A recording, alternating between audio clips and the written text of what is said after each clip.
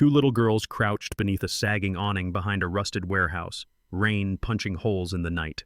Their red t-shirts clung to thin shoulders, their bare feet puddled on cold concrete. One sobbed until the sound frayed to hiccups. The other sat very still, lips split by wind and salt, eyes far too old for 6. "She got mad," the child whispered, "and told us to stay." No coats, no food, no footsteps coming. They hadn't wandered off. They'd been put away. They might have vanished into the storm if not for the low, certain bark. A German shepherd easing out of the dark, steady as a promise. Then came the man, broad-shouldered in a rain-slicked jacket, a face weathered by years of quiet. He stood at the edge of the light and watched, and by watching, changed the night. This can happen anywhere, in any alley, in any town, maybe even a street from where you are. If you enjoyed this video, please subscribe to my channel to watch the next videos by clicking the subscribe button just below the video. Thank you. Amen. The rain came down in hard, bright needles that turned Willow Creek's streetlights into blurred halos and stitched silver thread across the river that split the town in two. The mills on the west bank slept under corrugated roofs that pinged and rattled in the downpour. The diner's neon open flickered like a heartbeat in the mist. The freight tracks hummed a low metal lullaby no one quite heard until it was gone.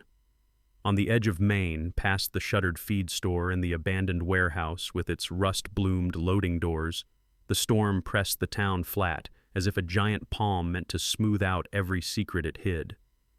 It was a Tuesday that felt like a lifetime after midnight, and Officer Ethan Cole, 40 years old, 6'2", broad across the shoulders, the way old oak doors are broad, walked the alley with rain sliding off the bill of his cap and pooling in the crease of his collar. He wore the dark blue duty jacket he trusted more than most people, a garment beaten to a soft shine by years of weather and worry, and a pair of scuffed boots that remembered every chase he'd ever lost and every child he'd ever found. His face had the square, thoughtful planes of a man born to look steady for others, a clean, narrow nose, eyes the green of pine on a moonless night, and a week's worth of stubble that refused to apologize. There was nothing dramatic about his gait, but the way he kept his weight over his hips told you he carried more than gear on that belt, a divorce that had taught him the quiet violence of absence, a badge inherited from a father who taught him that being a good man and being a useful man were sometimes different jobs. The memory of a rookie-year mistake with a missing teen that he'd sworn would never happen again. He liked rules and coffee gone lukewarm and the fact that roads had lanes. He liked even more the moments when doing the right thing required breaking the smaller things first. Officer Cole's partner cut a darker shape against the rain. Ranger was a German shepherd just past his 6th year, weight settled low over good hips, sable coat darkened to almost black by the storm. He wore a black K9 harness embroidered with 2 words, search/rescue, that summed up a life more honest than the slogans on campaign posters. His left ear was nicked into a neat crescent from a fence he'd cleared too cleanly during a nighttime pursuit 2 summers back. His right forepaw carried a faint white line, the ghost of a cut from broken glass he'd stepped on, and, like most working dogs, pretended not to notice. Ranger's eyes were old soul amber, bright without being frantic, and his mind moved with a chess player's patience. He adored Ethan with a devotion that made cynics uncomfortable and strangers reassess their priorities. He did not perform tricks, he performed duties. And yet, when the rain lightened to a curtain and a stray tennis ball rolled out from under a squad car seat, his tail did an involuntary metronome that embarrassed him enough to stop 2 beats later. This was their 6th pass through the alleys behind the warehouse and the shipping office and the mortgaged dreams of Willow Creek's small businesses. Dispatch had flagged a missing person report just after dusk. A woman late 20s, last seen in a yellow raincoat near the bus stop. Her roommate said she'd been anxious about an argument with a relative over paperwork. Ethan never liked the word missing. It was less a status than an ache, a word that turned a life into fog. He tapped his radio with a knuckle-old habit, as if static were a physical thing you could shake loose, then kept moving deeper where the alley narrowed into a slot between brick and corrugated iron. Rain exploded off metal gutters and poured into the mouth of a storm drain, singing a hollow note. Somewhere far off, thunder cleared its throat. "Easy, bud," he said, and the rain took his voice apart. Ranger's head came up. It was not the dramatic snap of a movie dog. It was a stillness, a clean vertical line drawn from paw to ear, the listening posture of an animal who has learned that life announces itself softly and expects you to lean in.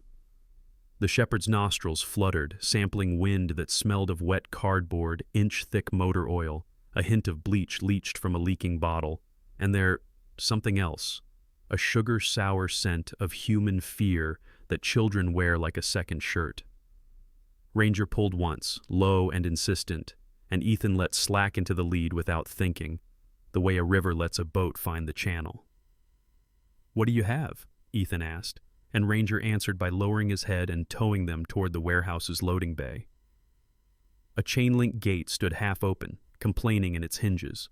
The security light above it clicked and stuttered, too tired for steady work. Inside, the lot was a crooked rectangle of cracked asphalt pebbled with bottle caps and rain-silvered nails. Beyond it, an alley ran like a vein behind the long brick wall, and half a dozen dumpsters lounged under the roof's drippy overhang like green hulks asleep on their feet. The rain found a rhythm on metal lids, and in that rhythm, Ethan heard the part of himself that hated how storms made radio towers finicky and witnesses scarce. Ranger cut left. He moved the way a poem moves when read aloud by someone who understands it. He nosed past a pallet, threaded a narrow space between two dumpsters, and stopped at the far corner where the warehouse met a shorter cinder block annex painted the color of old cloud. Ethan stepped around the metal bins and saw first the small, pale feet, blue with cold, soles filthy with alley life, toes clenched tight together as if they could warm each other by proximity. Two children sat curled like quotation marks under the low lip of the annex roof, one tucked against the other, both soaked enough that their hair clung to their skulls in lines and ropes. Their shirts read once, or the idea of red, were shredded at the hems and pasted to thin arms. Their shorts were the kind discount bins delivered to places where no one asked questions. Their chins trembled at different rhythms, as if fear and cold had each chosen a child to conduct. One girl's face was rubbed raw across both cheeks, wind-burned and salt-streaked. A small mouth pulled down into a stubborn curve that said she had decided not to cry because someone had to be the wall.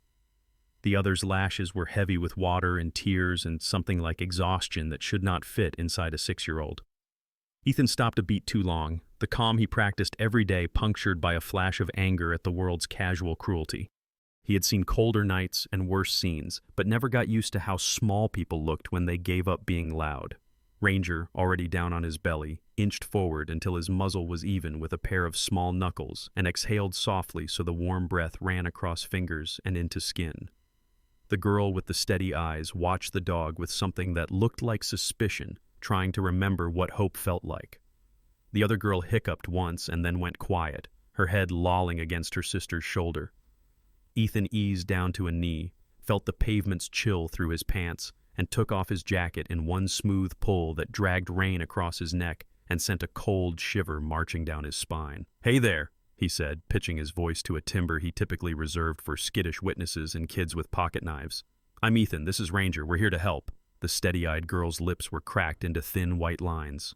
She looked at him, then at the badge pinned over his heart, then back at Ranger as if deciding which authority mattered more. When she finally spoke, her voice sounded like paper torn carefully in half. "Mom left," she said. "She said we were bad." The words were simple enough that the alley accepted them with hardly a ripple, but Ethan felt them like a punch below the ribs. He wanted to tell her that was a lie, that sometimes grown-ups broke in places you couldn't see and blamed the nearest thing that loved them, but he tucked the truth into the pocket where his temper lived and nodded instead. "You're not bad," he said. "You're cold. That's different." He wrapped his jacket around both girls at once because it felt wrong to separate them even by fabric, and because sometimes a single good thing done decisively could tilt a night out of danger. The lining smelled like clean wool and coffee and rain that had known better roofs. The girls vanished inside it like two birds tucked under a wing. He slid his radio from his shoulder mic and thumbed the transmit. "Unit 3 to dispatch," he said. "I need EMS at the North Freight Alley behind Bishop's warehouse. 2 minors, approximate age 6, exposure and possible neglect. Stand by for..." Static tore the sentence in half.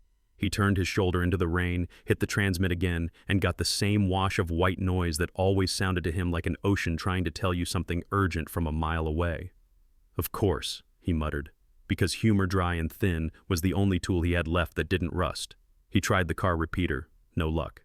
He tried a different channel, more hiss. He kept his voice calm because panic breeds its own weather. Okay, he told the girls. We're going to sit right here for a minute and get you warm while I fix my very old, very stubborn radio. You're safe with us. He glanced at Ranger, and the shepherd answered with that particular silence working dogs learn, the one that fills space the way a wall fills a hole. The steady-eyed twin, he would later learn she'd taught herself to stop blinking so tears wouldn't slide out and make her sister think she was scared, leaned a fraction closer to the dog and put a hand on his ruff. Her fingers were too cold to close, so they just rested there, a flat, trusting weight that made Ranger's tail tap the wet ground once. Ethan scanned the alley's mouths, north and south, noted the way Rain slashed the light in strips, tagged every door and window and potential approach without letting his eyes look like worry. He counted breaths, because counting it was a thing to do, and because breath was proof. He checked for injuries, skimmed the girls' bare shins for cuts, saw nothing but scrapes and road film, checked the color in their lips, edged purple, felt for the weather-vane quiver of a shiver returning as shock relented. The steady-eyed one didn't flinch when he got close, which read to him like a history he didn't want for her. "Do you know your names?" he asked, careful not to press. The girls looked at each other the way twins do when they share a language built of glances and breaths. The steady-eyed one's mouth opened and closed. Then she tucked her face down into the jacket's collar and shook her head once, tiny and fierce. "That's okay," Ethan said, and meant it. "Names are something we can figure out any time. Warm is something we do now." Somewhere across town, a doorbell made of old brass buzzed and stuck because the rain got in the wires and made them argue with each other. The map in Ethan's head streets, habits, bad corners, and good porches flipped to another square he had to keep track of tonight. The newspaper office above the florist, where a single window burned long after midnight with the light of someone who believed truth should be paid in sleeplessness. Maggie Turner worked inside that square. She was 35, sharp as the crease in a courtroom flag, a reporter who knew the difference between scandal and harm and preferred to chase the latter. Maggie had the quick, neat build of a runner and the carefully practical wardrobe of a person who liked to be mistaken for ordinary. Jeans, a dark trench that turned rain, boots that didn't try to look cute about puddles. Her hair brown, cut to the jaw, usually bobby-pinned up when she meant business, curled in the damp. Her eyes were a gray-green like Ethan's, though hers crackled. Her mouth, even at rest, looked one question away from a smile she might not allow. She was kind to her mother and fierce with men who laughed when she took notes. In the last year, a closed-door decision at City Hall had cost her father the leasing rights to his machine shop. Grief had taught her to follow property lines until they intersected with power. Tonight she sat on the floor of the newsroom's back room, surrounded by county deeds and assessor maps, tracing the wet footprint of a land transfer that smelled wrong under the rain. She did not know, not yet, that the papers under her knees bled all the way into the alley where Ethan knelt and made a roof of his jacket for two girls who could no longer remember their names out loud. Back in the alley, the storm leaned and then leaned harder, and the old gutter above them answered with a gargling cough. Ethan shifted to put his back to the wind's new angle, felt a cold tendon of water slip down his spine and gather at his waistband with the intimacy of a bad joke. "You're doing great," he told the girls, and Ranger flicked a glance at him like, "Yes, but also hurry." He tried the radio again. "The Unit 3 to dispatch, emergency traffic." A scrap of voice fought up through the wash and drowned before he could catch it. He breathed, counted, and made a decision that fit neatly into his private rule book. First warmth, then movement, then help. He peeled a thermal blanket from the kit he carried for nights exactly like this and tucked it between jacket and skin. He took his own knit cap off and pulled it over the closest small head. He unhooked Ranger's spare lead and looped it gentle through the fabric of the jacket, so if one child slipped, he would feel it. "We're going to stand up together," he said, and the steady-eyed twin nodded once, as if there were an oath to take, and she was tired of waiting for someone to swear it. They stood. The jacket dragged at their knees, and the blanket rustled like dry leaves even in the rain. Ethan pressed the transmit one more time, stubborn, and this time the speaker rewarded him with a jagged packet of words that were almost English before they broke apart. He caught only the shape of hope. Dispatch somewhere. Trying. He slid the radio back into place and gave the storm a look a man might give a horse that knew it was stronger and misused the knowledge. "We hear you," he said into the rain, to the twins, to the town, to whatever else was listening. "Hold on." He tightened his hand around the lead, felt Ranger's answering pull, and, with his jacket wrapped around two small lives and the radio hissing in his ear, stepped them all out of the gutter's drip toward the street where help might yet cut through. The cruiser's heater coughed lukewarm breath while rain hammered the windshield like a volley of thrown gravel, and by the time Ethan Cole rolled into the Willow Creek substation, a brick shoebox stitched to the firehouse by a 1970s hallway that always smelled faintly of coffee and copper. The twins had stopped shaking only because their bodies had run out of ways to complain. He carried them together inside his duty jacket as if the coat itself were a promise, set them on the battered vinyl couch in the community room, and snapped a towel from the locker onto Ranger's back. The shepherd shook once, sending a halo of water into the humming soda machine, then flattened himself across the doorway like a gate that could bite. Sergeant Roy Ellison, 58, thick through the chest like an old pickup door, white mustache that curled when he was thinking hard. A brass wedding band he still wore 5 years after his wife passed, because habit is a kind of faith. Met them with a styrofoam cup of hot cocoa and a face that made allowances without surrendering to pity. Ellison was a by-the-book man with a long fuse and a short tolerance for liars. He had an easy smile for school visits and a memory like a ledger for anyone who hurt the small or the weak. "To Jane Doe's?" he asked under his breath. "Not for long," Ethan said, shrugging off his soaked jacket to reveal a uniform darkened 2 shades by the storm. "We'll find names before we find beds." A paramedic from the night rotation, Jenna Pike, mid-30s, compact, freckles spilled across the bridge of her nose like someone had tapped a paintbrush there, hair scraped back into a no-nonsense ponytail wheeled in a field kit. She was gentle the way people are after they've had to become so, and losing a son in her first trimester years ago had left her with a permanent softness for tiny knees. She checked skin temp, pupils, pulse, and capillary refill with hands that moved fast but never felt hurried. "Mild hypothermia," she said, her voice a clean instrument. "No frostbite. Keep them warm, slow sips, carbs with salt when they're ready." She produced 2 knitted beanies from a tote her mother kept making for Jenna's cold cases, and tugged them down over small ears. The steady-eyed twins stared at Ranger as if the dog were the last understandable thing in the room. The other's lashes clung together like wet moth wings. "Hey there," Jenna tried, staying low and sideways so she wouldn't loom. "Can you tell me your names?" The steady-eyed girl pressed her lips into a white line and shook her head once. The other leaned into her, an echo. Ethan crouched, 4 arms on his knees, and set his badge on the table so they could see the shine without the weight. "Names can wait," he said. "Warmth first." He split a packet of salty crackers with the slow ceremony of a magician revealing coins and placed them on a napkin between the girls. He slid a paper form toward Ellison with his free hand. "Missing person report from earlier," he murmured. "Female, late 20s, yellow raincoat at the bus stop. No relation yet, but my gut says these lines cross." Ellison grunted, already dialing. Dispatch clerk Carol Whitmore, early 40s, tall and willow-boned, quick with a pencil and quicker with a no when salesmen called, patched them to the county database while chewing the last of a peppermint that colored her breath like Christmas. "I'll run every juvenile missing within 100 miles, she said through the line. "No promises. The storm's chewing our towers to tinfoil." Ranger, meanwhile, didn't bother with human inventions. He circled the couch once, nose low, drawing a slow figure 8 in the air over the twins' damp clothes, the sour of cheap laundry soap, a ribbon of diesel smoke, the lemon-bitten sting of industrial cleaner. And then he stopped with his muzzle on the hem of the steady-eyed girl's shirt. He inhaled again, deeper, a librarian retrieving a specific book from a wall of spines. His tail rose to half-mast. Ethan caught the signal.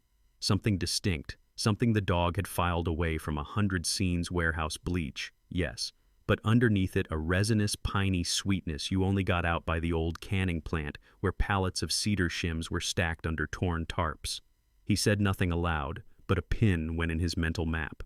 The girls watched Ranger's nose travel as if it were a compass willing to choose for them. The steady-eyed one finally leaned toward the dog, put her hand into his ruff, and whispered a noise more than a word. It took a moment to resolve into syllables.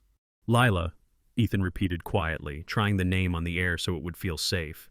The other girl's mouth jerked as if tugged by a string. Lucy, she managed, and the word came out like a borrowed coat she hoped to keep. Names written, names saved. Ellison wrote them on the whiteboard as if the act could anchor them in the building. No one came when Carol pinged the family contact tree.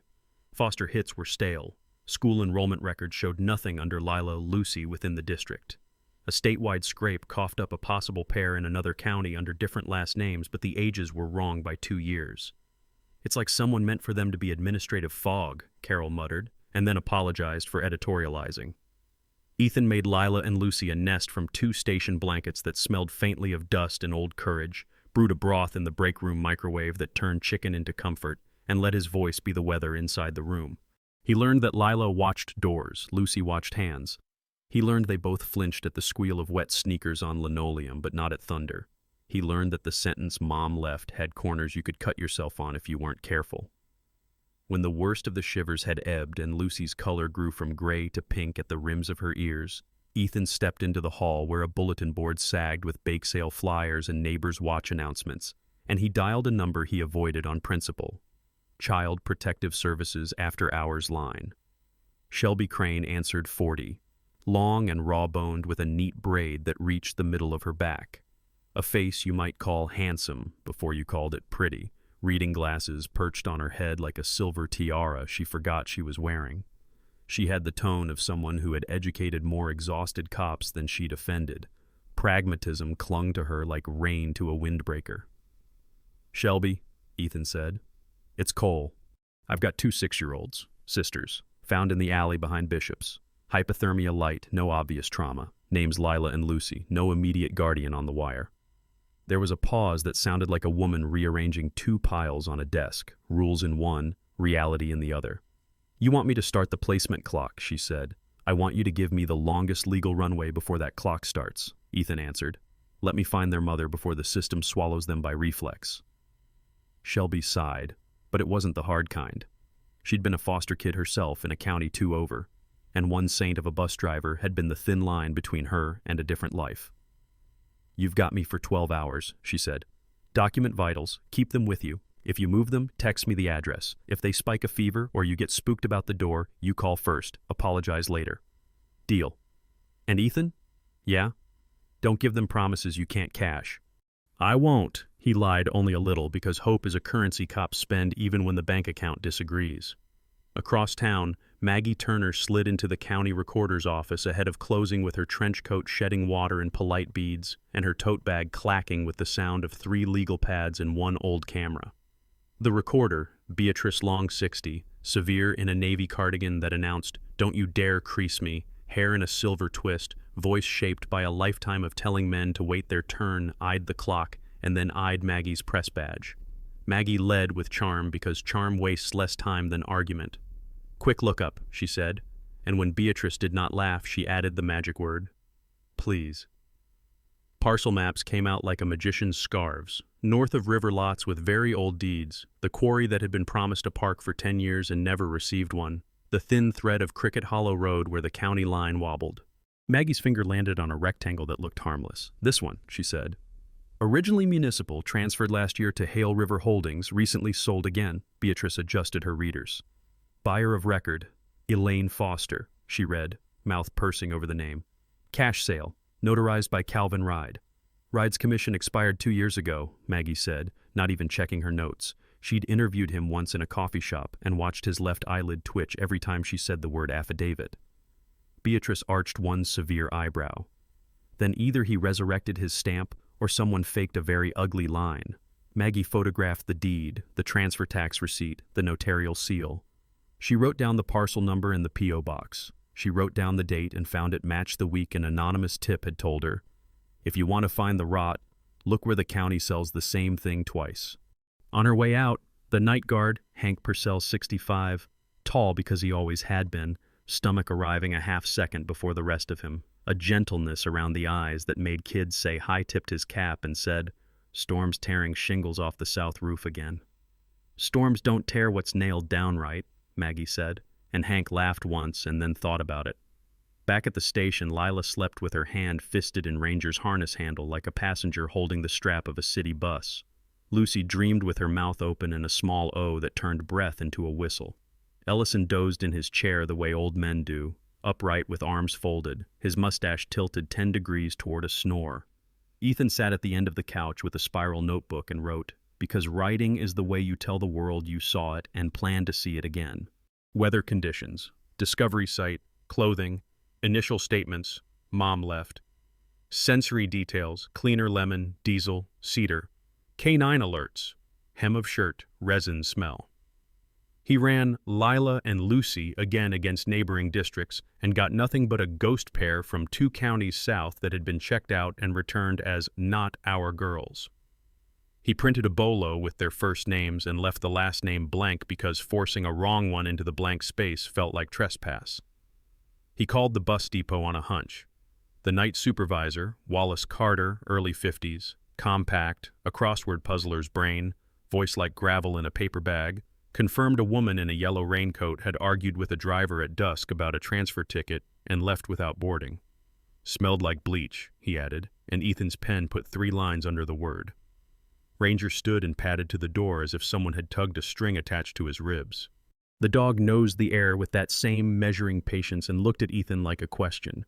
Ethan rose, eased the community room door open, and listened to the slow throat clearing of the storm against the eaves. The town was a lattice of dark and light outside, every porch a small ship. He felt the clock Shelby had gifted him begin to tick. "Tomorrow," he said to the dog, to the girls, to the part of himself that hated sleeping when action existed. "First light, we follow that smell." In the county office, Maggie packed the copies, jotted a final note. Elaine Foster Eagles cash, deed, ride, expired, and turned her collar up against rain that felt suddenly purposeful. She did not know yet that the cedar smell tied her rectangle to Ethan's alley. She only knew that when paper lies, it leaves fingerprints. And in the substation that had learned to be a halfway house for hurled lives, 2 small sisters slept under a police jacket, while a shepherd stood between them and every door. The cruiser's heater coughed lukewarm breath while rain hammered the windshield like a volley of thrown gravel, and by the time Ethan Cole rolled into the Willow Creek substation, a brick shoebox stitched to the firehouse by a 1970s hallway that always smelled faintly of coffee and copper. The twins had stopped shaking only because their bodies had run out of ways to complain. He carried them together inside his duty jacket as if the coat itself were a promise, set them on the battered vinyl couch in the community room, and snapped a towel from the locker onto Ranger's back. The shepherd shook once, sending a halo of water into the humming soda machine, then flattened himself across the doorway like a gate that could bite. Sergeant Roy Ellison, 58, thick through the chest like an old pickup door, white mustache that curled when he was thinking hard, a brass wedding band he still wore 5 years after his wife passed because habit is a kind of faith, met them with a styrofoam cup of hot cocoa and a face that made allowances without surrendering to pity. Ellison was a by-the-book man with a long fuse and a short tolerance for liars. He had an easy smile for school visits and a memory like a ledger for anyone who hurt the small or the weak. "2 Jane Does?" he asked under his breath. "Not for long," Ethan said, shrugging off his soaked jacket to reveal a uniform darkened 2 shades by the storm. "We'll find names before we find beds." A paramedic from the night rotation, Jenna Pike, mid-30s, compact, freckles spilled across the bridge of her nose like someone had tapped a paintbrush there, hair scraped back into a no-nonsense ponytail wheeled in a field kit. She was gentle, the way people are after they've had to become so, and losing a son in her first trimester years ago had left her with a permanent softness for tiny knees. She checked skin temp, pupils, pulse, and capillary refill, with hands that moved fast but never felt hurried. "Mild hypothermia," she said, her voice a clean instrument. "No frostbite. Keep them warm, slow sips, carbs with salt when they're ready." She produced 2 knitted beanies from a tote her mother kept making for Jenna's cold cases and tugged them down over small ears. The steady-eyed twins stared at Ranger as if the dog were the last understandable thing in the room. The other's lashes clung together like wet moth wings. "Hey there," Jenna tried, staying low and sideways so she wouldn't loom. "Can you tell me your names?" The steady-eyed girl pressed her lips into a white line and shook her head once. The other leaned into her, an echo. Ethan crouched, forearms on his knees, and set his badge on the table so they could see the shine without the weight. "Names can wait," he said. "Warmth first." He split a packet of salty crackers with the slow ceremony of a magician revealing coins and placed them on a napkin between the girls. He slid a paper form toward Ellison with his free hand. "Missing person report from earlier," he murmured. "Female, late 20s, yellow raincoat at the bus stop. No relation yet, but my gut says these lines cross." Ellison grunted, already dialing. Dispatch clerk Carol Whitmore, early 40s, tall and willow-boned, quick with a pencil and quicker with a no when salesmen called, patched them to the county database while chewing the last of a peppermint that colored her breath like Christmas. "I'll run every juvenile missing within 100 miles, she said through the line. "No promises. The storm's chewing our towers to tinfoil." Ranger, meanwhile, didn't bother with human inventions. He circled the couch once, nose low, drawing a slow figure 8 in the air over the twins' damp clothes, the sour of cheap laundry soap, a ribbon of diesel smoke, the lemon-bitten sting of industrial cleaner, and then he stopped with his muzzle on the hem of the steady-eyed girl's shirt. He inhaled again, deeper, a librarian retrieving a specific book from a wall of spines. His tail rose to half-mast. Ethan caught the signal. Something distinct, something the dog had filed away from 100 scenes warehouse bleach, yes, but underneath it a resinous, piney sweetness you only got out by the old canning plant where pallets of cedar shims were stacked under torn tarps. He said nothing aloud, but a pin went in his mental map. The girls watched Ranger's nose travel as if it were a compass willing to choose for them. The steady-eyed one finally leaned toward the dog, put her hand into his ruff, and whispered a noise more than a word. It took a moment to resolve into syllables. "Lila," Ethan repeated quietly, trying the name on the air so it would feel safe. The other girl's mouth jerked as if tugged by a string. "Lucy," she managed, and the word came out like a borrowed coat she hoped to keep. Names written, names saved. Ellison wrote them on the whiteboard as if the act could anchor them in the building. No one came when Carol pinged the family contact tree. Foster hits were stale. School enrollment records showed nothing under Lila Lucy within the district. A statewide scrape coughed up a possible pair in another county under different last names, but the ages were wrong by 2 years. "It's like someone meant for them to be administrative fog," Carol muttered, and then apologized for editorializing. Ethan made Lila and Lucy a nest from 2 station blankets that smelled faintly of dust and old courage, brewed a broth in the break room microwave that turned chicken into comfort, and let his voice be the weather inside the room. He learned that Lila watched doors, Lucy watched hands. He learned they both flinched at the squeal of wet sneakers on linoleum, but not at thunder. He learned that the sentence, "Mom left," had corners you could cut yourself on if you weren't careful. When the worst of the shivers had ebbed and Lucy's color grew from gray to pink at the rims of her ears, Ethan stepped into the hall where a bulletin board sagged with bake sale flyers and neighbors' watch announcements, and he dialed a number he avoided on principle. Child Protective Services after-hours line. Shelby Crane answered 40, long and raw-boned with a neat braid that reached the middle of her back. A face you might call handsome before you called it pretty, reading glasses perched on her head like a silver tiara she forgot she was wearing. She had the tone of someone who had educated more exhausted cops than she'd offended. Pragmatism clung to her like rain to a windbreaker. "Shelby," Ethan said, "it's Cole. I've got 2 6-year-olds, sisters, found in the alley behind Bishop's. Hypothermia light, no obvious trauma.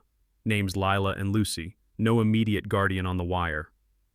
There was a pause that sounded like a woman rearranging 2 piles on a desk, rules in one, reality in the other. "You want me to start the placement clock," she said. "I want you to give me the longest legal runway before that clock starts," Ethan answered. "Let me find their mother before the system swallows them by reflex." Shelby sighed, but it wasn't the hard kind. She'd been a foster kid herself in a county 2 over, and one saint of a bus driver had been the thin line between her and a different life. "You've got me for 12 hours, she said. "Document vitals. Keep them with you. If you move them, text me the address. If they spike a fever or you get spooked about the door, you call first, apologize later. Deal." "And Ethan?" "Yeah?" "Don't give them promises you can't cash." "I won't," He lied only a little because hope is a currency cops spend even when the bank account disagrees.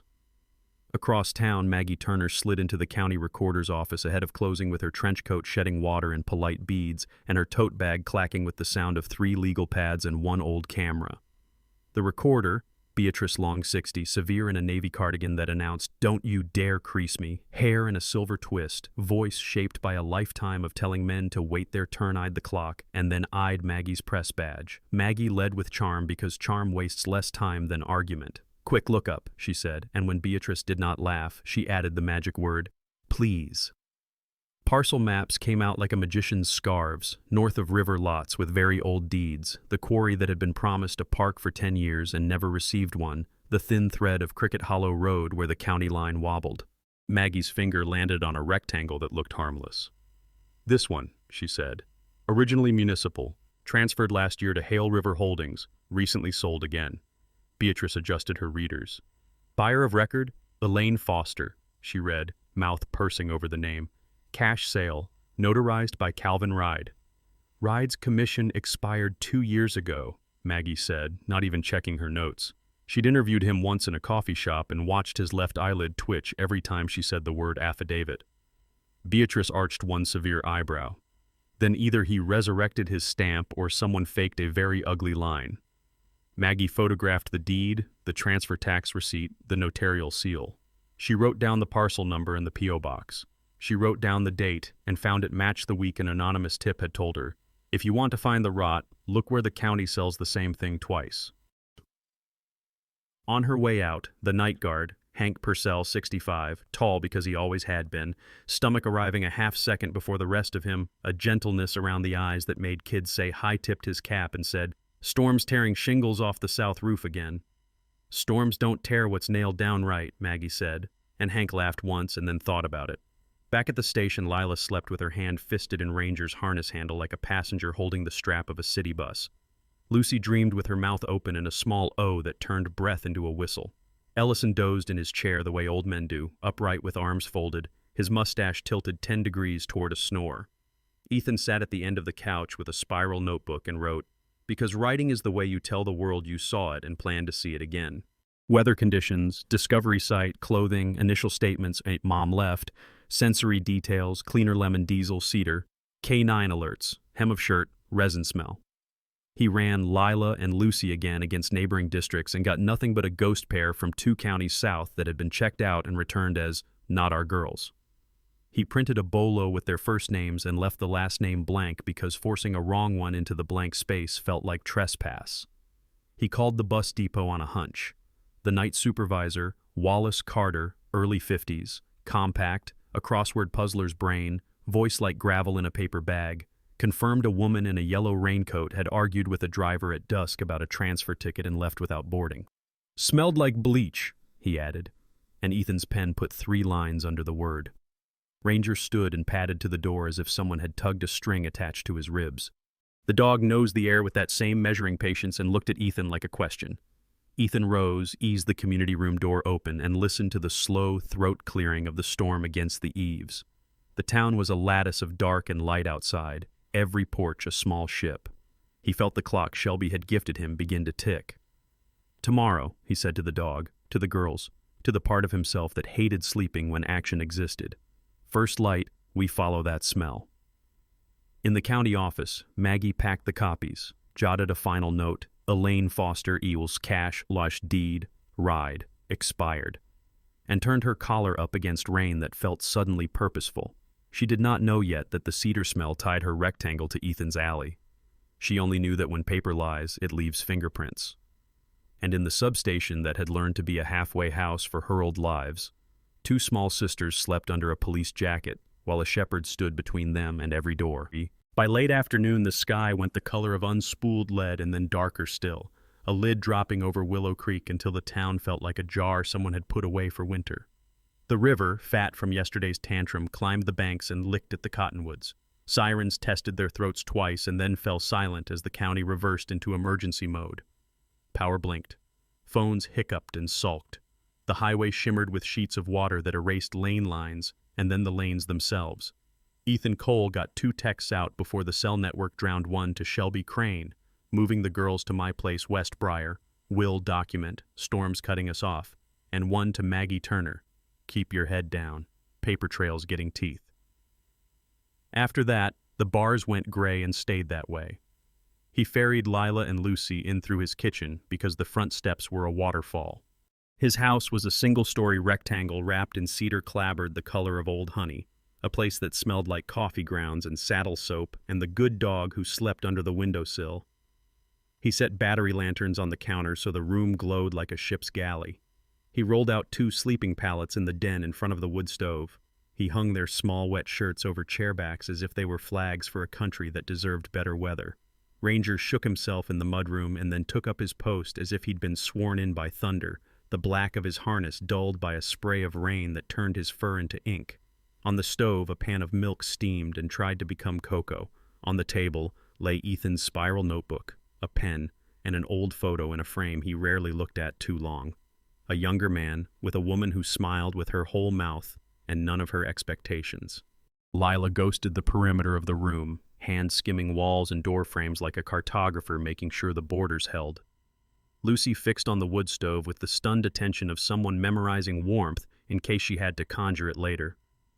"This bed's yours," Ethan told them, nudging a pillow into a kinder shape. "He," a chin toward Ranger, "takes first watch." Lila's fingers found the dog's harness handle and held as if it were a promise rope. Ethan placed 2 pairs of dry socks, his, folded small, at the edge of their pallets, and a long cardigan from a box he kept for nights he didn't put on calendars. The storm drummed. Somewhere down the road, a transformer popped like a party trick, and the neighborhood sighed into deeper dark. He ate his own supper, standing 2 bites of cold roast chicken, because sitting meant admitting he wanted to exhale. A soft thump sounded against the back door, a sound no louder than a letter landing in a mailbox. Ranger's head lifted, not a flinch, but a rising thought. The shepherd flowed to the doorframe on silent pads and stared at the crack where weather pushed its wet breath in.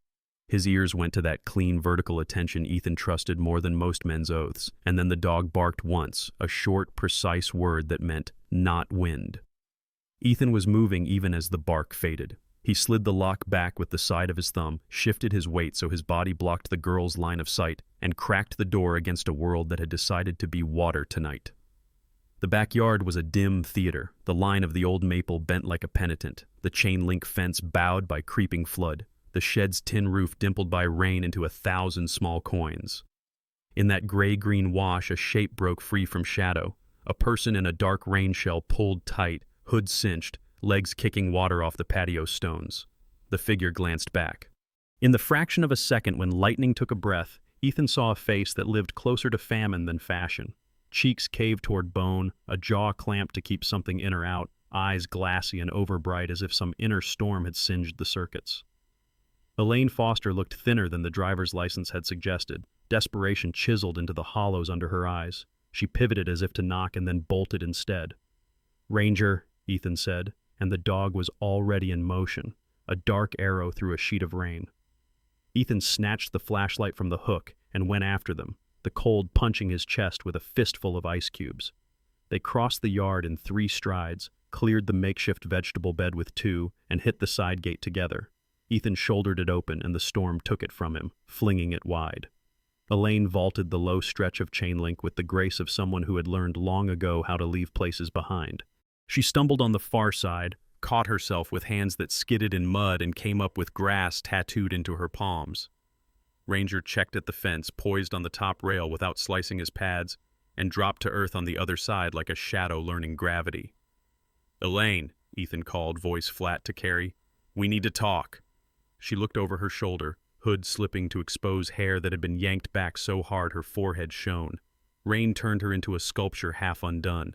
"They're not mine!" she yelled, the words raw and high, ragged from being used too often without being believed. "They were never mine!"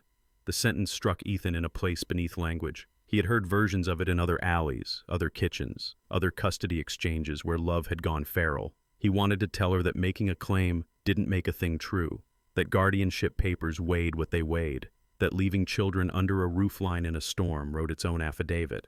But the flood ran across the side yard and swallowed his intention. Elaine ran. She threaded between the Dixon place and the old carriage house, kicked a trash can that tried to hold her ankle and failed, and cut toward Briar Creek, the small runnel that bounded the back of 3 properties and tonight impersonated a river with mixed success. Ranger closed the distance, giving voice once to mark location, and then went silent to work. Ethan kept to the higher ground, flashlight skipping over thorn, fence, water, fence again, until it slapped light against a slick of vinyl and a pale face turning. Elaine's eyes were not empty. They were full of something that didn't know how to share space with reason. "Stop," Ethan said, which is a foolish instruction to give panic. He said it anyway because it's part of the ritual, and sometimes ritual keeps people alive. She hesitated just long enough for Hope to twitch, then slid down the creek bank on her side, catching at roots that snapped wet and spiteful. Ranger scrambled after her, then checked himself at the water's edge as if he could calculate hypothermia and current coefficients in dog math. Elaine waded shin-deep into the runoff, turned once more to fling a handful of filthy water in the dog's face, and then disappeared into the curtain of rain that hung between the birches like a stage effect.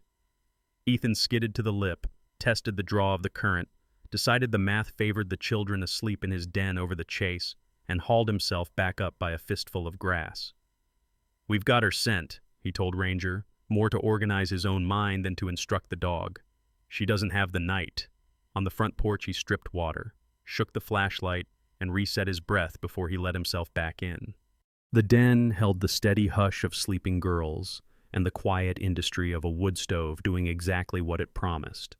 He locked the back door, slid a chair under the knob with the old habit of a man who understood that fear arrives through ordinary hardware, and wrote what he'd seen before the storm could make a liar of memory. Elaine Foster at rear door, verbal, "They're not mine," direction of flight, creek vector, dog in pursuit, recall successful.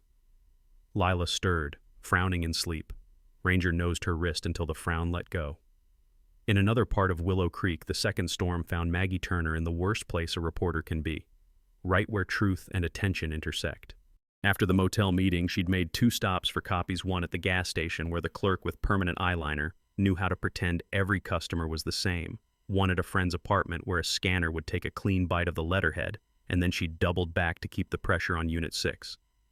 That is when Victor Hale stepped out of the shadow between rooms 5 and 6 as if he'd been poured there. He stood a shade too close, wearing the kind of smile men practice in mirrors when they want to look harmless and never succeed. "You've been paying the wrong kind of attention," he said. Up close, he smelled like expensive rain and the temper that gets men promoted. His driver slid into view behind him, a big-shouldered man in a bomber jacket and a ball cap set low. Leo Voss, Maggie would learn, a 35-year-old who had grown out of bar fights and into quiet work, with a boxer's mashed nose, pale eyes too steady, and a voice he rarely used because silence bought more time than speech. Maggie pivoted, before either could count it as retreat, and walked, not ran, to her car. The door was locked, key too deep in the tote strapped tight across her coat as if the storm itself were trying to hold her in place. She didn't bother with the car again. She did the thing city girls learn before they know they learned it. She picked a line and followed it, head up, pace even, as if the world owed her space. The line ran across the lot, along the drainage ditch that smelled like pennies, over the railroad spur and into Bishop's warehouse, the long brick rectangle that had once eaten and exhaled freight for half the town. The padlock on the side door hung open, rusted through by seasons of inattention. The storm had pushed it wide, and now the door swung with a groan as satisfying as any theater cue. Inside, the warehouse breathed cold and damp and the lonely perfume of citrus cleaner over old wood. Maggie clicked her penlight narrow beam and slipped between stacks of pallets and a retired forklift that had become a monument to deferred maintenance. Her heart went to a bright, tidy drum. Footsteps scuffed behind her. Leo's, she guessed, a man who had learned to keep his weight quiet. And Victor's, slightly faster, offense in his calves. Maggie tucked herself into a wedge between a wall and a mountain of corrugated boxes. She could taste cardboard in the back of her throat. The storm obligingly covered small noises with billions of its own. She watched their silhouettes pass the broken office window. Victor, precise, even angry. Leo's head turning with the patience of a shepherd looking for a lamb that wasn't his to keep. They stood for a moment under the mezzanine, words too low to read, then moved on, frustrated by a space that refused to be a confession. When the warehouse finally swallowed their sounds, Maggie let her breath all the way out and texted Ethan on reflex. The message failed to send. She saved it anyway. She turned her pen light on a patch of concrete and saw, in the reflect, a splay of little wet footprints 2 days old, doubled and overlapping, a child's small cartography written along a wall to the back door. She put her hand on the brick and felt the cold seep into her palm. This, then, was the same sanctuary the twins had found and been failed by. She took 3 photos, wiped her lens with the hem of her sweater, and waited the long, careful minutes it took for caution to turn into movement. Back on West Briar, Ethan added a second layer of defense to the first curtains closed where they'd been half open, a broom wedged under the window latch in the laundry room because a cheap trick beats a good regret, and then sat on the floor with his back to the stove and wrote the thing he kept not wanting to say out loud. Elaine had come to his door. She had looked him straight through and bolted like a deer that had been shown a truck. Her cry, "They're not mine," still rang like a fork on a glass, a call to a toast no one wanted to give. The storm prowled the roof. The girls breathed in 2 small, steady metronomes. Ranger watched the back door as if it were a story he'd read and planned to correct. Outside, Water shouldered into the creek, carried a grocery bag around a bend, snatched a trash can lid, and offered it to the culvert like tribute. The second storm, for that is what everyone would call it later when they told the story of this week, did what storms do. Closed the town like a fist and made every quiet decision inside its grip matter more. Ethan kept his decisions small and real. He poured 2 inches of cocoa into mugs and set them where the girls could find them if they woke. He wrote Shelby's name at the top of a page and then started a timeline beneath it that ended with 4 words. She came to us. He waited without calling it waiting. And somewhere across town, in a warehouse that had loaned its bones to ghosts, Maggie counted to 100, then 100 again, then slipped out into a night that washed everything clean except the things that mattered. The second storm wrung itself out into a cold, thin rain that hung over Willow Creek like breath on glass, and by mid-morning the creek behind Ethan's house had swollen into a brown, impatient muscle that licked the low steps of his porch. He made a simple, unlovely choice: move the girls higher and keep moving. Lila and Lucy rode strapped side by side in the back of the cruiser under station blankets, cheeks pinked by the heater, fingers still hooked to each other the way small sailors grab the same rope. Ranger stood in the rear footwell with a stance that said both anchor and engine, black and tan coat blown to a damp gloss, amber eyes returning to the mirror every so often to check Ethan the way a good dog checks the compass. The scent that had threaded itself through every Clue Lemon cleanser knifed into cedar resin, pulled them toward the ragged rim of Bracey's trailer park, where the gravel made a sound like dry bones under tires, and the wind moved aluminum skirting as if the homes themselves had learned to shiver. The mobile home they wanted sat out on the park's muddy edge, half swallowed by a flapping blue tarp, porch steps tilted, blinds shut tight in the way of places that mistake darkness for safety. Ethan parked under a pole light, angling the cruiser so he could see both the front door and the children reflected as small, bundled constellations. He cracked the windows a finger's width to keep the air honest. He keyed the child locks with the same solemnity he reserved for evidence tape. 2 minutes in, 2 minutes out, he told the twins, voice low. You see us the whole time. A nod toward Ranger, stays with me. She. Lila's eyes traveled from his face to the mirror to the door, measuring exits. Lucy's thumb worried the stitched edge of a blanket as if it were a prayer bead. Back in a blink, Ethan promised, and left the promise hanging in the air like a lantern. The trailer park's manager, Jack's bracy late 40s, barrel chest of a high school lineman who never met a salad he trusted, salt and pepper goatee trimmed like a compromise, hoodie under a Carhartt jacket scarred with old caulk, appeared from the next lot with a toolbox and a look that toggled between suspicion and relief. Jax had a kindness he wore the way other men wear old sports rings, rarely mentioned but always there, tarnished from a divorce that had cost him the good plates and taught him to fix the rest himself. Place has been empty 3 weeks, he said, jerking his chin at the unit. Lady came late nights, never carried groceries, just paper. Park wants the lot rent. I want the headaches gone. Ethan flashed the badge and kept his words economical. We'll be in and out. The door gave with a wet cough.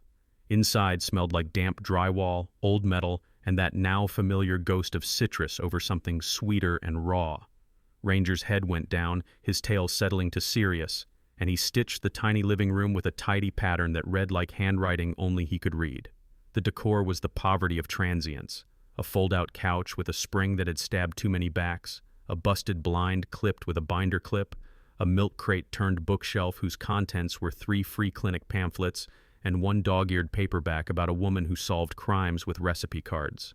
The kitchen yielded what kitchens of the desperate often yield: a drawer full of rubber bands, a spoon that had learned other uses, a sponge that had been wrung until it forgot its shape. Ranger stopped at the cabinet under the sink, pawed once, and looked up. Inside, taped to the back wall behind a stack of cedar shims still smelling like a saw room, was a gallon zip bag wrapped in grocery ads. Ethan eased it free, slit the tape with a pocket knife, and slid its pieces onto the table like he was laying down a hand he knew no one wanted to see. A photocopied guardianship form granted temporary custody of 2 minors to Elaine Foster due to maternal incapacity. Stamp impression warped and watery from a notary seal that knew too much about Rain. A Crestview General Hospital report on Anna Harris, female, 32, auburn hair, 5'3", green eyes, nursing student on leave, admitted after MVA, comatose approximately 24 months, emerged with partial retrograde amnesia, recommended supervised reintroduction to dependents. There was a social worker's note, careful cursive that still somehow looked tired. Next of kin contact. Cousin Elaine Foster agreed to provide care. Benefits case number bars. A ledger page ruled in blue with a steady hand-listed dates and amounts, little blocks of state money stacked like dominoes. Stipend rect, fuel, rent, and twice underlined land. Tucked behind the paperwork was a faded photograph. A woman in her late 20s with auburn hair braided and caught in a blue scarf, wearing the unhurried smile of people who remember what it feels like to sleep through the night. 2 toddlers in red shirts crowded her lap, one looking mostly into the camera and mostly at her, the other with hair stuck up on one side and a grin tilted like a dare.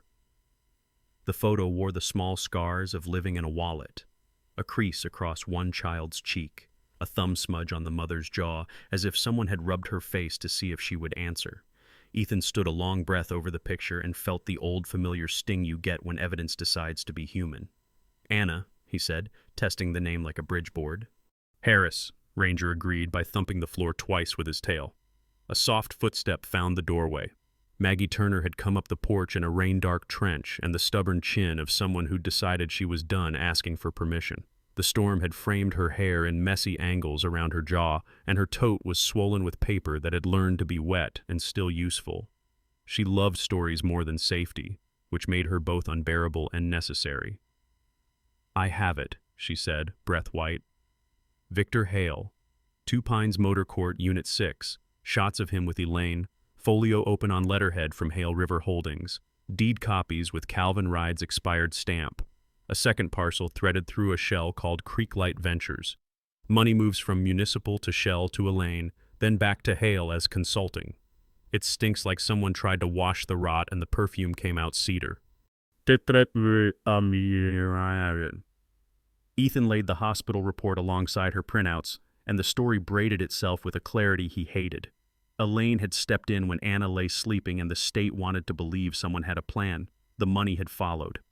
Then the moment Anna opened her eyes and started asking for her children, Elaine had done the math and run, keeping the boys on the hook, the girls out of sight, and the ledger in the black. "This puts them together, but not in cuffs," Ethan said. Maggie nodded. "I didn't bring handcuffs, only receipts." The weather chose that moment to remember thunder. Across the park, a white panel van sloshed through a rut and settled at the far edge of the lot, with its nose pointed toward the road like a hound that meant to run. Ethan's shoulders knew before his eyes did. Maggie's face went blank in the way of people who learn to look without moving the surface. The driver's door opened and Leo Voss, unfolded, big-shouldered, late 30s, bomber jacket zipped to a neck built like a stump, the mashed nose of a boxer who'd won often enough the brakes got lazy, pale eyes scanning with a patience that bordered on boredom. He opened the back and slid out a crowbar with the disinterest of a man fetching his lunch. The passenger door swung and Victor Hale slid down, all charcoal and economy, a coat that rejected rain the way he had learned to reject blame. Even in the weather, he looked crisp, like a contract fresh off a printer. He took one look at the open trailer door and rolled his jaw once, as if it were gum he planned to swallow. "Afternoon," he said to the air. Which is how men like Victor talk to rooms. They own the oxygen by implication. You're trespassing, Maggie replied, because sometimes the truth works just as well as poetry. Leo's eyes flicked to the cruiser under the pole light, to the two small faces turned into the glow, to the tiny fog flowers blooming on glass as they breathed. He didn't smile. He didn't have that muscle. He simply adjusted the crowbar in his hand and began to walk, the slow, ugly line toward the thing that would buy them silence. No, Ethan said, and the word left his mouth as a command Ranger had been trained to translate. The shepherd launched, not with frenzy but with focus, a dark arc that carried him from the porch to the rutted mud in 3 perfect strides. He hit square at Leo's thigh, drove the big man back a step and a half, and then he did the work he was bred and taught to do. Low bark to startle, teeth shone, but not sunk, body a wall with a heartbeat. Leo swore, stumbled, and recovered with a knee that looked like it could end arguments, but Ranger slid inside the arc and checked him again, clean as a sentence that leaves no room for reply. Victor took a step toward Maggie, hand out in an easy gesture that could have ended on a camera or a throat. Ethan cut left into the space between Victor and the woman with the ink on her hands, baton in his fist, not raised but visible, palm open like the invitation it wasn't. "We're done," Ethan said. "Walk away, Hale." Victor's smile was a good suit. Tailored, flattering, soulless. "You took those children somewhere you shouldn't have," he said. "They don't belong to you." "They don't belong to you either," Ethan answered, and the simple sentence landed harder than rhetoric. Rain remembered itself and came down in sheets so sudden that everybody had to blink. Leo feinted toward the cruiser again, because men like him believe pressure is always a strategy. Ranger's answer was a blur and a growl and a shoulder that put the big man into the van door hard enough to ring it like a cheap bell. The crowbar clanged to mud. Leo swung, connected with a glancing blow that would leave a bruise on a rib and a story in a bar. Ranger took it with the grunted dignity of a working dog who logs injuries the way men log overtime. Ethan backed Victor 2 steps with the baton and his badge and the kind of voice a town teaches a man when it needs him. Victor showed the flash of temper that wealthy men disguise as principle, and then masked it again because the mask is an old friend. Maggie, drenched and steady, kept her camera at her chest like a relic. Jax Bracey, having read the weather in the room, had already dialed 911 from the office landline because he believed in the magic of numbers connected to help. Somewhere across the gray, a siren threaded itself through rain, faint but climbing. "You don't want to be here when that gets close," Ethan said, not because he was generous, but because he was practical. Victor measured him, measured the cruiser, measured the rain's ability to turn memory into fog, and made the only move men like him make when a plan gets mud on it: retreat and rename. "This isn't finished," he said, voice smooth as new marble. "No," Maggie said. "It usually isn't." Leo, breathing hard, rolled his shoulder and glared at the animal that had rearranged his morning. Ranger glared back with the moral clarity of a creature who has no patience for euphemism. Victor slid behind the wheel. Leo slammed the passenger door with a little too much theater. The van fishtailed once in the lot and then found asphalt and fled. Taillights smeared to red commas in the rain. Ethan didn't chase. He turned to the only thing that had mattered since the alley: 2 small faces in the back seat, eyes white-rimmed, mouths small and trying not to tremble. He opened the rear door, crouched, and let his voice become the weather again. "We're okay," he said. "He can't get to you." Ranger put his front paws on the bumper and looked in as if he were counting heads in a classroom he had sworn to guard. Maggie stood on the porch with paper bleeding blue in her hands and a look that was half triumph, half horror. The ink-stamped knowledge that proof keeps you alive long enough to risk the next step. The siren grew into a real thing. Deputy Tara Brooks in a county unit with mud up to the door handles, face set, freckles bright in the strange light of a day that had decided to be night again. Jax waved her toward the lot with the toolbox like a flag. The moment felt balanced on a pin, evidence on a cheap table, a van's ruts filling with rain, 2 children in a back seat who had not asked to be proof of anything but had been anyway. Ethan breathed once, twice. He touched Ranger's ruff. He looked at Maggie's photos, and somewhere inside the hard machinery of the day, a gear slipped into another gear. It wasn't an arrest. It was a turning. By the time the second storm burned itself down to a mist the color of pewter, the town had begun to hum like a machine waking from a long power outage. Sump pumps coughed in basements, sirens thinned to a steady, far-off ribbon, radios relearned their vowels. Tara Brooks took first statements at the trailer park under a pole light that flickered like a tired eyelid. Jax Bracey nodding his way through what he'd seen. Maggie Turner hugging her tote like a life preserver. Ranger nosing the crowbar Leo Voss had dropped as if the metal itself might decide to talk. While Ethan walked a slow circle around the cruiser where Lila and Lucy watched the rain bead and slide, little faces illuminated by the dash glow. The message Maggie had tried to send from Bishop's warehouse the night before finally vaulted up through the network and landed where it needed to land. In the inbox of State Police Captain Nora Bell, a late 40s woman of compact strength and unarguable calm, jaw square as a file cabinet, hair clipped to a practical bob, a scar along her wrist from a rollover crash when she was 22 that taught her exactly how much life could take and still leave you standing. Bell read fast and did not dramatize. She simply spoke 3 phone numbers and the right kind of urgency into the morning. 2 marked units poured off the highway and hit Willow Creek before the van's tire tracks had finished filling with water. They found Victor Hale and Leo Voss 2 miles out, boxed between a trooper's push bumper and the concrete ribs of the overpass at County 12. Bell approached the driver's window with her hands empty and every muscle saying otherwise. Victor rolled the glass down with the resigned elegance of men who can afford bail and the lawyers who make bail feel like a clerical error. He looked rested and expensive and slightly amused, which is the face you wear when you believe gravity is a suggestion. "License, registration," Bell said, and when he reached too readily for a folio, her partner State Detective Sam Whitaker, late 30s, tall, clean-shaven, a stillness that made people confess into silence shifted weight just enough to turn the asphalt colder. Leo stared straight ahead, knuckles pale on the wheel rim he wasn't holding. Bell did not bluff. "We can hold you on the equipment violation and the assault on a police animal," she said, giving the crowbar the briefest look. "Or you can leave your vehicle for an evidentiary sweep and answer questions under a roof." Victor measured optics, weather, and fate, and chose the second because cowards and strategists often make the same moves for different reasons. He followed them in, uncuffed, but with the understanding that the air belonged to other people for a while. Back at the substation, Sergeant Roy Ellison stacked the evidence into a narrative that even small-town juries could find with both hands.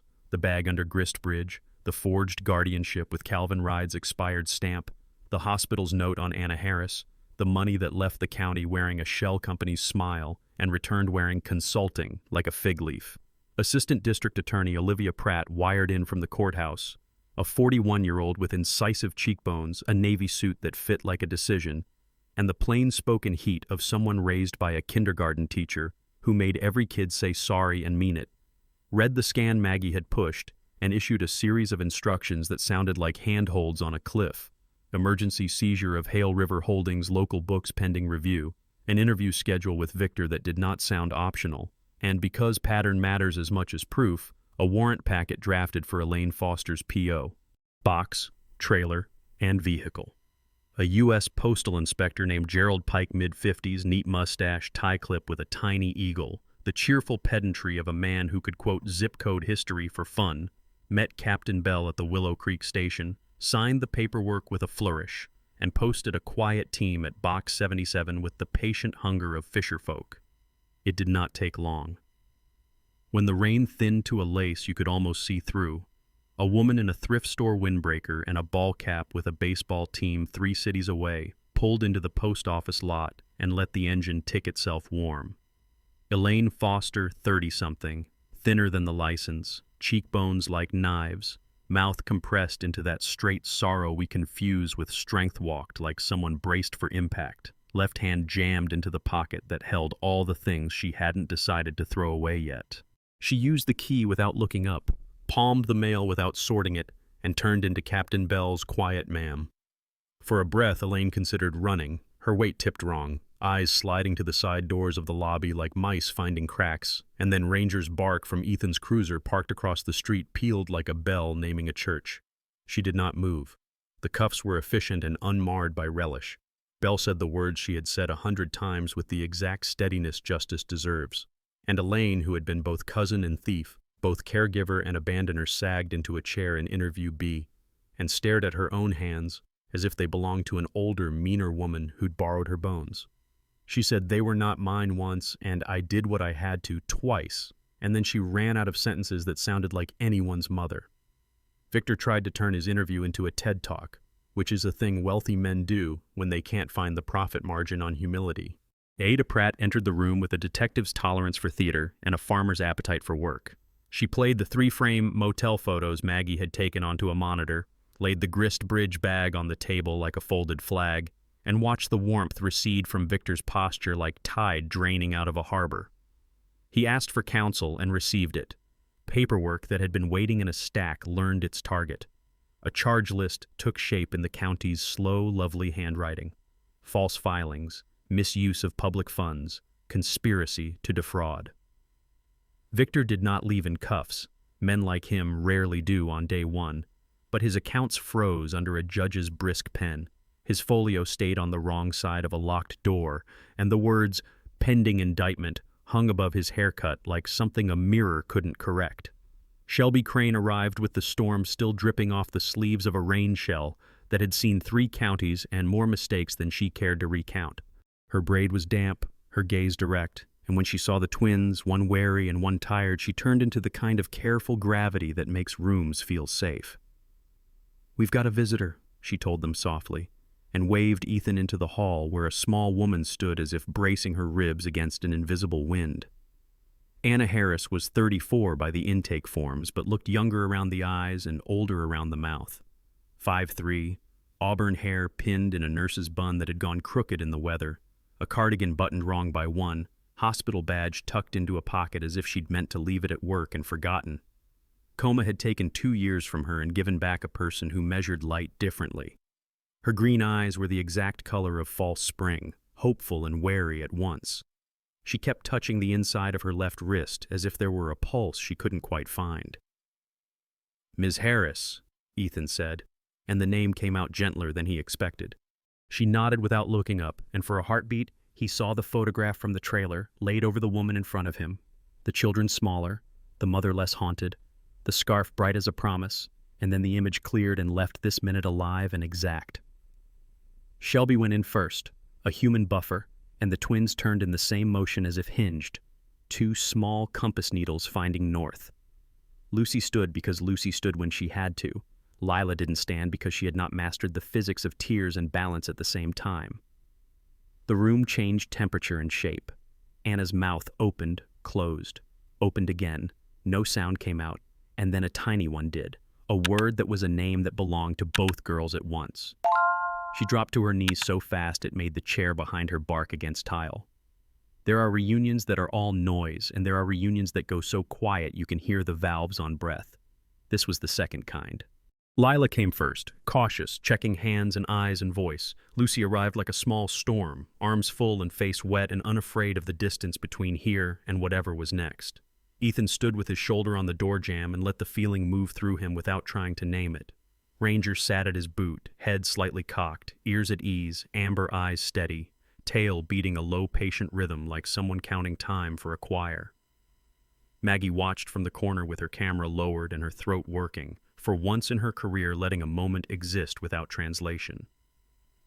After, paperwork of a kinder sort pressed into the day, the emergency custody transfer swinging back toward its origin, signatures shaking but legible, Shelby's neat block letters writing herd over loose ends.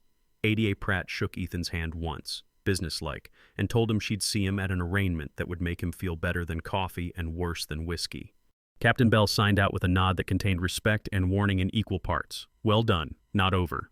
Maggie walked back to the ledger and filed the kind of story that towns read twice because the first time you go too fast and don't believe the parts that hurt. She worked the copy hard and clean, the motel photos, the bridge bag, the shell companies, the timeline of a cousin becoming a thief with the help of a man who thought the word public meant unused capital. The headline moved like a small seismic wave across Willow Creek. Phones lit in the diner, old men in feed caps passed their glasses down the line to be read aloud. A second-grade teacher used it as a lesson on why names matter and papers lie, and a widow on Hemlock Street baked 2 pies, one for the station, one for the newsroom, because sometimes you fight corruption with sugar and thanks. Just before sunset, the clouds realized they had lost and pulled themselves apart in long, ragged banners, gold sliding under their bellies, like apology. Ethan stepped onto the substation's porch with a paper cup of something pretending to be coffee, and the slow ache that comes when your body figures out it is allowed to relax. Across the lot, Anna sat on a bench with a small girl tucked under each arm and the inaccurate fear that if she blinked, the world would reset. Shelby stood 6 steps away, making notes and giving them privacy by aiming her eyes at the sky. Maggie leaned against a column with ink on her finger where a pen had burst in victory. Roy Ellison pretended to fuss with the flag rope and actually watched the scene like a man who believed in simple miracles but didn't like to say so. Ranger leaned his shoulder into Ethan's shin with the quiet insistence of a friend who has earned the right, and Ethan scratched the nicked ear he loved for the way it told the truth about survival. He let the noise of the town's evening settle around him, the sizzle from the taco truck 2 blocks over, the sigh of trucks downshifting toward the river, the particular kind of laughter children make when for one whole breath they forget to be careful, and he discovered the shape of a new mission inside the old one. To protect, yes, and also to believe, to keep the door locked against harm and the heart unlocked against despair. Willow Creek turned honey-colored 1 streetlight at a time. Lila whispered something that made Anna laugh out loud, surprised at herself, and Lucy tried to whistle with 2 fingers like she'd seen a teenage boy do at the parade and failed magnificently. Ranger's amber eyes caught the last of the day and threw it back as patience. Ethan lifted his cup in a private toast to anyone still fighting storms, and the twins' laughter traveled out over the small town like a bird that had found its way home. Storms pass, but the choices we make while they rage become the weather inside someone else's life. The story reminds us that help often begins with small, ordinary acts that anyone can do. Notice the quiet child. Knock on the unlit door. Trust the faithful companion who senses what we miss. Stand up to the smooth voice that hides harm behind paperwork. Hold on to names, to truth, and to each other. Healing takes time, but love and vigilance give it a place to grow. In daily life, carry a little extra kindness the way you carry your keys. Learn the emergency numbers. Check on the neighbor you have not seen. Offer a warm drink, a dry blanket, a listening ear. Tell the truth on forms and in conversations. Let your home and your heart be a safe porch when the rain comes. If this story touched you, please share it with someone who needs hope today. Comment with the moment that stayed with you, and subscribe to join us for the next story of courage and care. Type amen in the comments if you believe no child should ever be left behind and that mercy still finds us in the rain. May God bless every viewer and every family watching now.